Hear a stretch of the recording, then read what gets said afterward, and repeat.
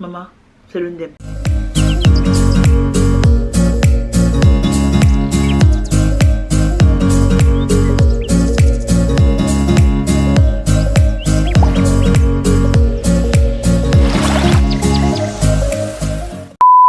Coucou les filles et bienvenue sur ma chaîne, j'espère que tu vas bien. Moi c'est naturellement Sonia de la chaîne Les Yvonneurs. Si tu passes par là, pardon, essaye de me dire si c'est que la qualité de la vidéo est bien. Parce que moi franchement quand je regarde, étant donné que j'ai une nouvelle caméra, oh oui, j'aimais ça un peu ndolé, mais ça peut être que franchement, comme j'ai dit au début, c'est le nem. Bref, aujourd'hui on va faire pour la première fois sur ma chaîne un axe. Si tu me suis sur Instagram, je vous ai un peu forcé et je vous ai franchement mis tellement de pression pour poser des questions, voilà, parce que je me suis rendu compte qu'il y a beaucoup de choses que je ne vous explique pas. Bref, j'ai demandé de faire un axe. Vous m'avez envoyé vos questions, vous avez vraiment été nombreux, de telle sorte que je peux même faire la partie 2. Donc on va commencer par la première question. J'ai mon téléphone avec moi et mes petites notices, ok? Donc ce qu'on va faire pour que vous ne vous perdez pas, je vais d'abord mettre les questions, après je vais répéter les questions et puis je vais répondre, ok? Bon, Mélodie, la première question c'est de Pine Love by Rep. Elle me dit bouche sans filtre, la masseuse pro du père, Wunder, femme forte. Ma chérie, quand tu parles comme ça me fait pas trop. Quand tu dis bouche sans filtre, là, non, c'est un peu comme si tu tapissais. La bouche ne porte pas le caleçon, ma bouche ne porte pas le string. Parce que même caleçon là, oui, tu peux mettre les petits tangas ou les petits cyclistes là, non. Ma bouche ne porte pas string. Quand je vais taper, tape sec. Et c'est comme ça que, comme je tape sec, j'aime aussi qu'on me réponde secement. Pas sèchement, secement, voilà. Et quand tu dis la masseuse du père, hé ma chérie, masseuse comment? Tu sais combien coûte une masseuse pro? Et puis quand tu parles même des masseurs là, c'est à quel niveau? Masser en bas ou c'est masser le dos? Parce que c'est masser le dos là, non, on va pas. C'est monsieur Wunder qui est masseur professionnel. Parce que c'est lui qui me masse le dos. C'est nous les mamans là, on est un peu souvent mal on kata. À mon patron, ça veut dire le dos. Donc il me masse. Et puis moi, si c'est le bas là, voilà, je masse ça. Non, si c'est pour ça là, moi il masse. Mais pro là, il ne connaît pas mon maman. J'ai fait qu'à mon niveau. Et franchement, femme forte, bisous. Merci à toi, franchement, ça fait plaisir. La deuxième question, c'est de Zavira Niamey. J'espère que je prononce bien. Lady aime mélanger le français avec le dodge. Le doc. Déjà que tu viens même d'abord me répondre là, ta phrase est incorrecte. Tu dis que je viens mélanger le français, qui est une langue, avec le dodge. Le dodge, c'est pas une langue. C'est une personne, mon frère. C'est comme, donc, ça veut dire que tu dis que quand je parle, quand je m'exprime, je mélange la langue française avec un Européen de nationalité allemande. Non, mais franchement, écris bien. C'est le dodge. Et puis, c'est comme ça. Ça fait, en fait. Je comprends ce que tu voulais dire, tu vois un peu, mais c'est que ça fait. Tu vois, même quand tu arrives aux États-Unis, you know what I mean, tu vois, you know, ça donne un petit, ça fait un peu comme si tu es né que là-bas. Quand tu es américaine, pourtant tu as seulement même fait que une heure seulement. Tu n'as même pas encore dépassé que la Rio. C'est que ça me fait. Et puis, quand tu parles, quand tu as l'habitude de vivre en fait avec un Européen, H24, c'est normal aussi que, comme sur mes réseaux sociaux, je parle beaucoup plus que le français, c'est pas évident pour moi. Donc, étant donné que je parle beaucoup l'allemand, quand je me retourne pour directement vous parler, il y a un tourbillon de mots qui se mélangent et puis c'est dit que ça fait, dis seulement que ça fait, on quitte sur ça. Oh, ça fait. Moi-même, ça me fait d'abord. Moi, mais c'est que toi, ça te fait. Tu voulais faire comme si tu voulais me coche, mais ça ne donne pas ma copine. Ça te fait toi-même. Bref, la troisième question est de Marie-Liliane. Elle me demande, elle dit conseil pour une femme qui aimerait explorer sa sexualité. Ma chérie, quand moi je vois ton profil là comme ça, là, tu es noir, tu es qu'une tac. Donc tu ne blagues pas, le tac de ça, ça ne blague pas. Eh, tu es sûr que si elle commence à ouvrir ma bouche là comme ça là, le père qui est assis à côté de toi là, il va me laisser. Parce que quand vous venez comme ça, vous femmes africaines là, avec galon, vous demandez conseil à Lady. Faut pas que demain on me porte, faut pas que demain soit mon oncle qui arrange les couples. Non, papa. Bref, chacun se dépend. Tu es mature avec tous tes dents. Les conseils pour une femme qui aimerait explorer sa sexualité. Donc, déjà, de un, il faudrait que tu sois ouvert d'esprit. Voilà, il faudrait que tu puisses apprendre. Ouvert d'esprit, c'est quoi? Parce que beaucoup de gens me disent ouvert d'esprit, c'est quoi? C'est quoi? Ouvert d'esprit, en fait, c'est être c'est être capable d'accepter de faire certaines choses, voilà, qui sortent de ton cadre, franchement, d'épanouissement. Donc, il faudrait que tu apprennes à sortir de ton cadre d'épanouissement, tu vois, à sortir de ta zone de confort. Ça, c'est la première des choses. Et ça amène aussi à ne pas critiquer les gens. Voilà, parce que quand tu vas voir, par exemple, une fille en nuisette, tu vas dire, oh, regarde comment c'est ici. Elle a les rondeurs, mais son corps ne va pas avec la nuisette. Bref, apprendre à ne pas critiquer. Et à ne pas aussi s'auto-critiquer. Parce que franchement, être ouvert d'esprit, c'est aussi ça. Apprendre à ne pas s'auto-critiquer. Parce que si c'est que tu t'auto-critiques, ma chérie, avec la langue, il y a beaucoup de choses que tu ne pourras pas faire ou entreprendre pour pouvoir sortir de ta zone de confort. Donc, et en parlant de dessous, apprends à être sexy. Apprends à être sexy, que ce soit à la maison. Parce que quand on parle de sexy, les gens se disent, être sexy, c'est seulement sur le lit. Non, non, c'est même pas ça. Être sexy, c'est être sexy partout. Voilà. Tu as un pédicure, on flic, comme je l'ai dit. Tu as un petit châle style paysan, un peu comme moi là. Et ce que j'ai porté, c'est un crop top. Je sais pas si c'est que vous voyez, mais je n'ai pas envie de montrer mes nénés. Et avec un petit short comme ça, même si c'est qu'on voit mon ventre. En fait, je ne peux pas me lever. Mais même si c'est qu'on voit mon ventre, c'est pas grave. Être sexy à la maison comme sous tes sous-vêtements. Ça, c'est très important. Parce que être sexy, c'est pas seulement acheter les nuisettes et basta. C'est être sexy à la maison, être sexy dans ses sous-vêtements et être sexy dans ses vêtements de nuit. Voilà, c'est ça. Et aussi avoir un mindset de je suis sexy. Comme je te dis, avoir un mindset, en fait, ça revient à ne pas s'auto-critiquer. Donc, quand tu as un mindset de je suis sexy, donc du coup, ma chérie girl, aucun homme ne peut te fessé. Non, le moral est higher. Bref, il faut aussi pouvoir, comment je vais te dire ça, il faut aussi pouvoir t'acheter les sextoys. Si c'est que tu as les sextoys ou les gadgets, achète-toi ça, essaye. Et aussi dans ton couple, à pouvoir avoir des jeux de personnalité. Voilà. Aujourd'hui, tu es secrétaire, demain tu es infirmière, après demain tu es Tatiana. Là, voilà. Bref, tu as compris. Les jeux de personnalité, c'est pas trop mon dada, mais bon, faut être open, c'est important. La même personne, Marie-Liliane, pose la quatrième question, à savoir, est-ce qu'il y a un projet de bébé numéro 2? J'ai demandé question. Tu m'as servi sur le plan, ma copine.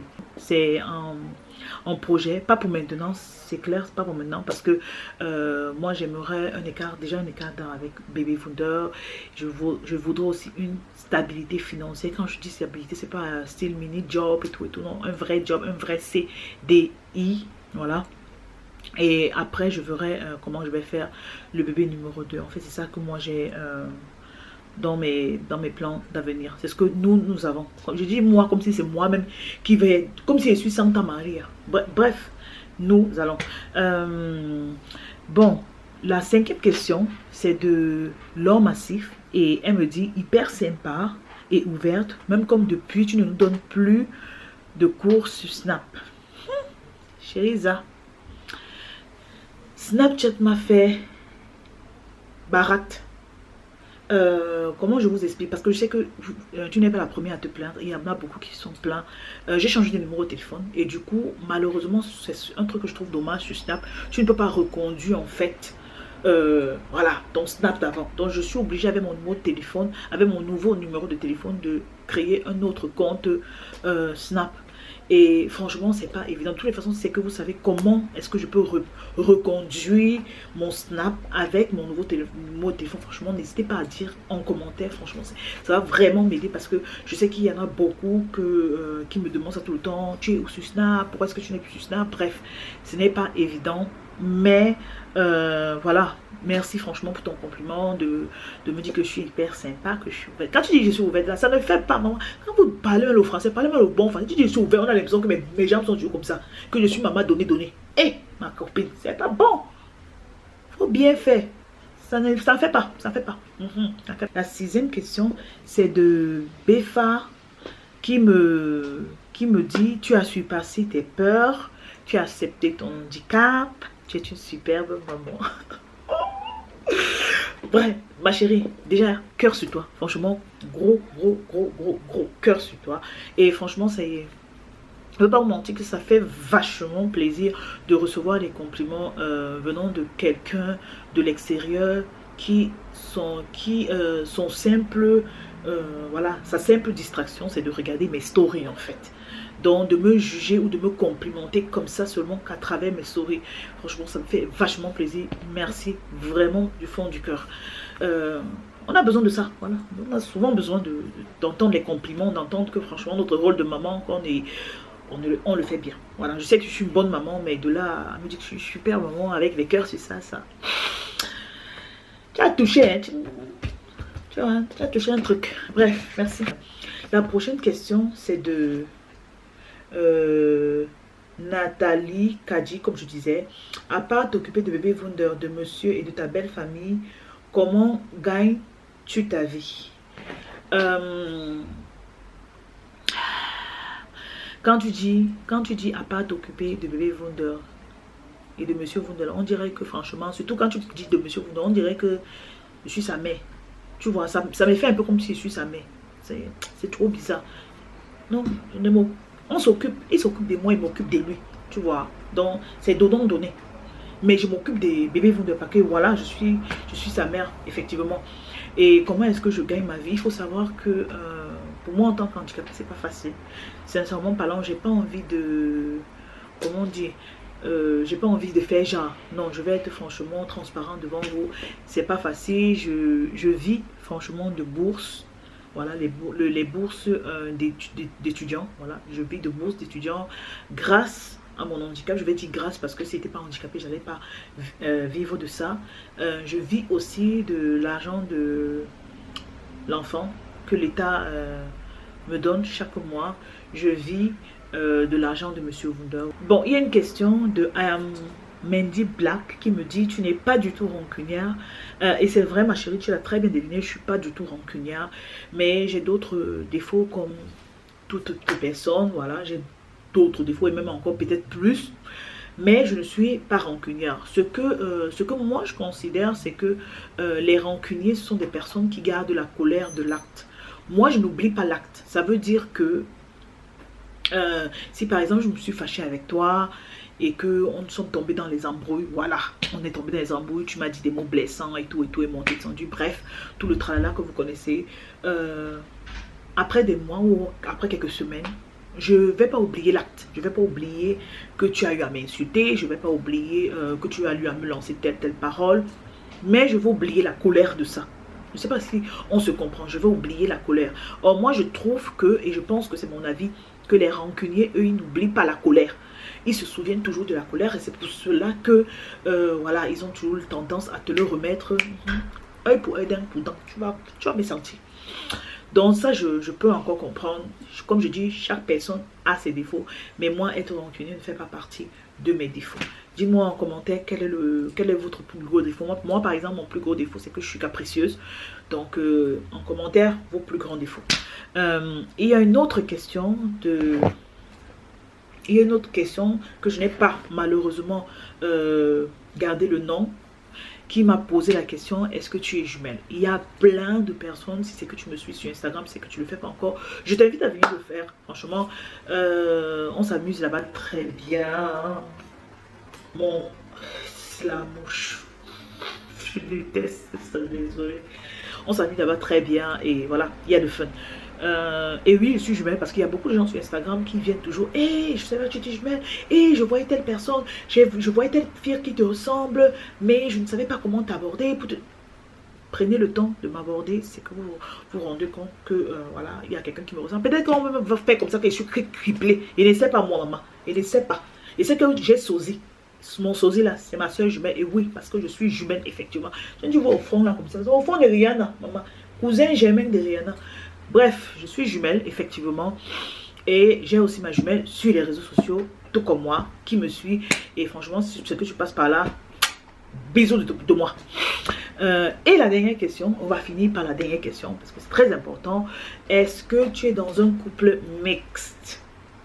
Quand vous me posez la question, déjà moi je trouve que toi, la personne qui m'a posé ça, c'est moi écouter ça, ta tête m'énerve.